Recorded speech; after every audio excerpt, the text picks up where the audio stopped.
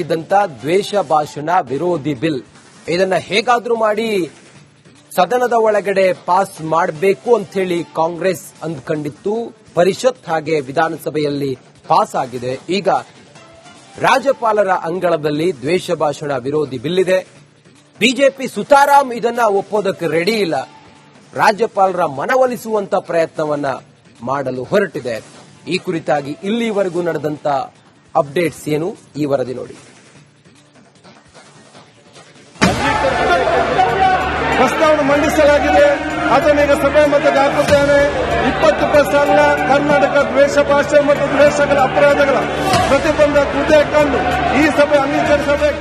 ರಾಜ್ಯ ರಾಜಕೀಯದಲ್ಲಿ ದ್ವೇಷ ಭಾಷಣ ಮಸೂದೆ ಕಿಚ್ಚು ಎಬ್ಬಿಸಿದೆ. ದ್ವೇಷ ಭಾಷಣದ ವಿರುದ್ಧ ಸರ್ಕಾರ ಸಮರ ಸಾರಿದೆ. ಸದನದಲ್ಲಿ ಈ ಮಸೂದೆ ಗಲಾಟೆ, ಗದ್ದಲ, ಕೋಲಾಹಲಕ್ಕೆ ಕಾರಣವಾಗಿದೆ. ವಿಧಾನಸಭೆ ಬಳಿಕ ವಿಧಾನ ಪರಿಷತ್ನಲ್ಲೂ ಮಸೂದೆ ಅಂಗೀಕಾರವಾಗಿದೆ. ಉಭಯ ಸದನಗಳಲ್ಲಿ ದ್ವೇಷ ಭಾಷಣ ಬಿಲ್ ಪಾಸ್. ನಿನ್ನೆ ಪರಿಷತ್ನಲ್ಲಿ ದ್ವೇಷ ಭಾಷಣ ತಡೆ ಮಸೂದೆ ಹೈಡ್ರಾಮವನ್ನೇ ಸೃಷ್ಟಿ ಮಾಡಿತ್ತು. ಬಿಲ್ ವಿರುದ್ಧ ಬಿಜೆಪಿ ಜೆಡಿಎಸ್ ಸದಸ್ಯರು ಸದನದ ಬಾವಿಗಿಳಿದು ಆಕ್ರೋಶ ಹೊರಹಾಕಿದ್ರು. ಇದು ಪರಿಷತ್ನಲ್ಲಿ ಗಲಾಟೆ, ಗದ್ದಲಕ್ಕೆ ಕಾರಣವಾಗಿತ್ತು. ಈ ಎಲ್ಲ ಹೈಡ್ರಾಮಗಳ ನಡುವೆ ಸರ್ಕಾರ ದ್ವೇಷ ಭಾಷಣ ಪ್ರತಿಬಂಧಕ ವಿಧೇಯಕವನ್ನ ಪಾಸ್ ಮಾಡಿಯೇ ಬಿಟ್ಟಿದೆ. ವಿವಾದಾತ್ಮಕ ಬಿಲ್ಗೆ ಬೀಳುತ್ತಾ ರಾಜ್ಯಪಾಲರ ಅಂಕಿತ. ಪರಿಷತ್ನಲ್ಲೂ ದ್ವೇಷ ಭಾಷಣ ಮಸೂದೆ ಅಂಗೀಕಾರವಾಗಿರೋ ಕಾರಣ ವಿಪಕ್ಷಗಳು ಪ್ಲಾನ್ ಬಿ ರೆಡಿ ಮಾಡಿವೆ. ವಿಪಕ್ಷಗಳಿಗೆ ಚರ್ಚೆಗೆ ಅವಕಾಶವನ್ನೇ ನೀಡದೆ ಬಿಲ್ ಪಾಸ್ ಮಾಡಲಾಗಿದೆ. ಹೀಗಾಗಿ ದ್ವೇಷ ಭಾಷಣ ಬಿಲ್ ಪಾಸ್ ಮಾಡದಂತೆ ರಾಜ್ಯಪಾಲರಿಗೆ ದೂರು ನೀಡಲಿದ್ದಾರೆ.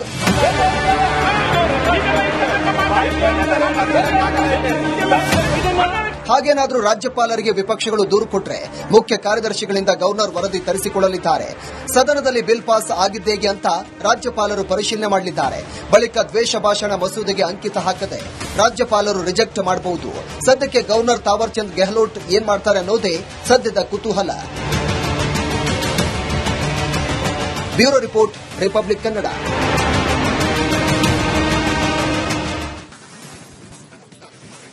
ದ್ವೇಷ ಭಾಷಣ ವಿರೋಧಿ ಬಿಲ್ ಇದು ಈಗ ದೊಡ್ಡ ಮಟ್ಟದಲ್ಲಿ ಚರ್ಚೆ ಆಗ್ತಾ ಇದೆ. ಅದರ ನಡುವೆ ಎಂಎಲ್ಸಿ ಚಲುವಾದಿ ನಾರಾಯಣಸ್ವಾಮಿ ಅವರು ಕೂಡ ಇದ್ರ ಬಗ್ಗೆ ಹೇಳ್ತಾ ಇದ್ದಾರೆ. ದ್ವೇಷ ಭಾಷಣ ಮಸೂದೆ ಕಾಯ್ದೆ ಆಗಲು ನಾವು ಯಾವುದೇ ಕಾರಣಕ್ಕೂ ಬಿಡೋದಿಲ್ಲ. ಬಿಲ್ಗೆ ಅಂಕಿತ ಹಾಕದಂತೆ ರಾಜ್ಯಪಾಲರಿಗೆ ನಾವು ಮನವಿಯನ್ನ ಮಾಡ್ತೇವೆ.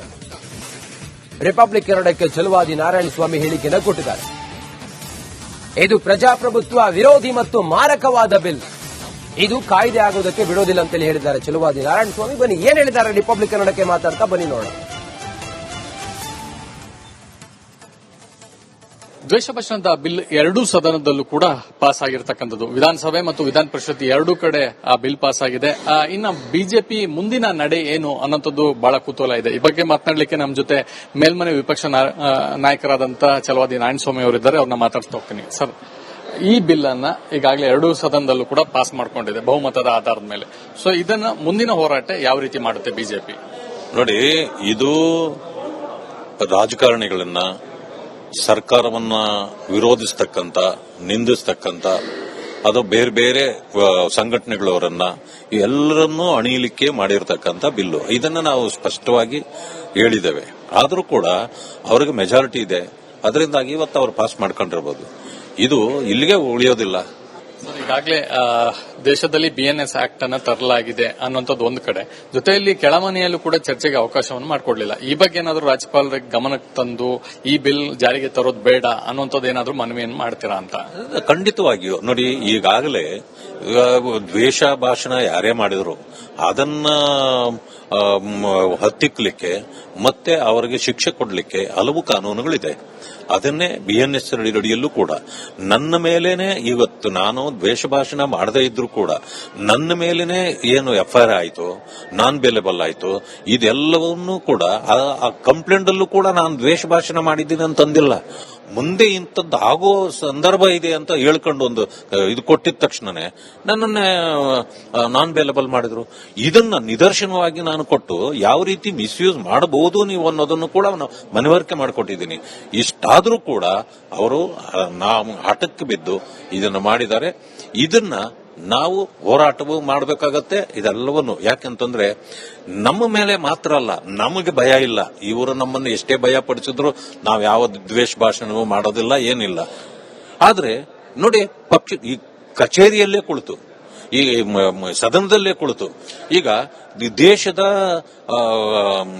ಗೃಹ ಸಚಿವರ ವಿರುದ್ಧವಾಗಿ ಪ್ರಿಯಾಂಕ ಖರ್ಗೆ ಅವರು ಏನಂತಂದ್ರು, ನಾಲಾಯಕ್ ಗೃಹ ಸಚಿವರು ಅಂತಂದ್ರು. ಅದು ದ್ವೇಷ ಭಾಷಣ ಅಲ್ವಾ?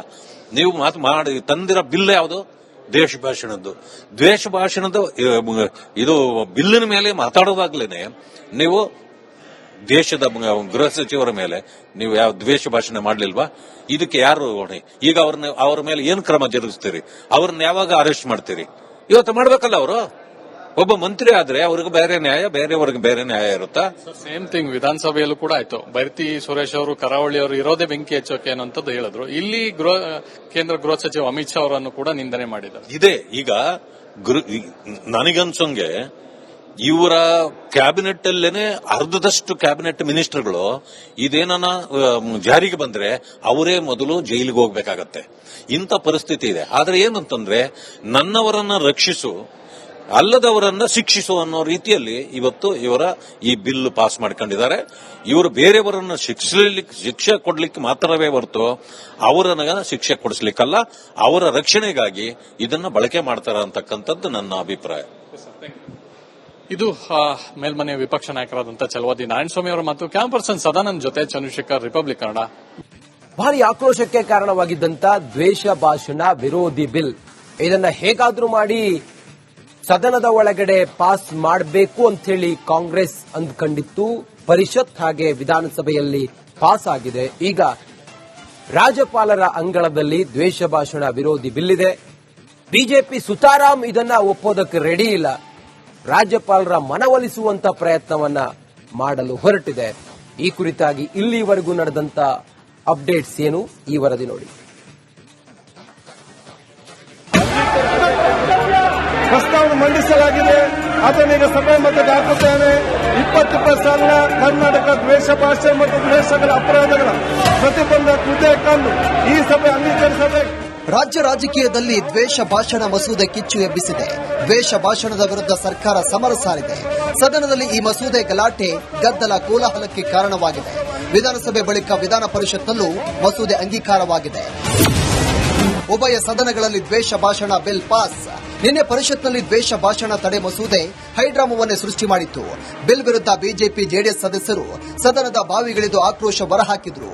ಇದು ಪರಿಷತ್ನಲ್ಲಿ ಗಲಾಟೆ, ಗದ್ದಲಕ್ಕೆ ಕಾರಣವಾಗಿತ್ತು. ಈ ಎಲ್ಲ ಹೈಡ್ರಾಮಗಳ ನಡುವೆ ಸರ್ಕಾರ ದ್ವೇಷ ಭಾಷಣ ಪ್ರತಿಬಂಧಕ ವಿಧೇಯಕವನ್ನ ಪಾಸ್ ಮಾಡಿಯೇ ಬಿಟ್ಟಿದೆ. ವಿವಾದಾತ್ಮಕ ಬಿಲ್ಗೆ ಬೀಳುತ್ತಾ ರಾಜ್ಯಪಾಲರ ಅಂಕಿತ. ಪರಿಷತ್ನಲ್ಲೂ ದ್ವೇಷ ಭಾಷಣ ಮಸೂದೆ ಅಂಗೀಕಾರವಾಗಿರೋ ಕಾರಣ ವಿಪಕ್ಷಗಳು ಪ್ಲಾನ್ ಬಿ ರೆಡಿ ಮಾಡಿವೆ. ವಿಪಕ್ಷಗಳಿಗೆ ಚರ್ಚೆಗೆ ಅವಕಾಶವನ್ನೇ ನೀಡದೆ ಬಿಲ್ ಪಾಸ್ ಮಾಡಲಾಗಿದೆ. ಹೀಗಾಗಿ ದ್ವೇಷ ಭಾಷಣ ಬಿಲ್ ಪಾಸ್ ಮಾಡದಂತೆ ರಾಜ್ಯಪಾಲರಿಗೆ ದೂರು ನೀಡಲಿದ್ದಾರೆ.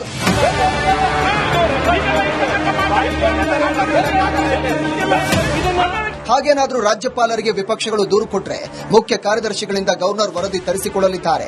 ಸದನದಲ್ಲಿ ಬಿಲ್ ಪಾಸ್ ಆಗಿದ್ದೇಗೆ ಅಂತ ರಾಜ್ಯಪಾಲರು ಪರಿಶೀಲನೆ ಮಾಡಲಿದ್ದಾರೆ. ಬಳಿಕ ದ್ವೇಷ ಭಾಷಣ ಮಸೂದೆಗೆ ಅಂಕಿತ ಹಾಕದೆ ರಾಜ್ಯಪಾಲರು ರಿಜೆಕ್ಟ್ ಮಾಡಬಹುದು. ಸದ್ಯಕ್ಕೆ ಗವರ್ನರ್ ತಾವರ್ ಚಂದ್ ಗೆಹ್ಲೋಟ್ ಏನ್ ಮಾಡ್ತಾರೆ ಅನ್ನೋದೇ ಸದ್ಯದ ಕುತೂಹಲ. Bureau report, republic Kannada.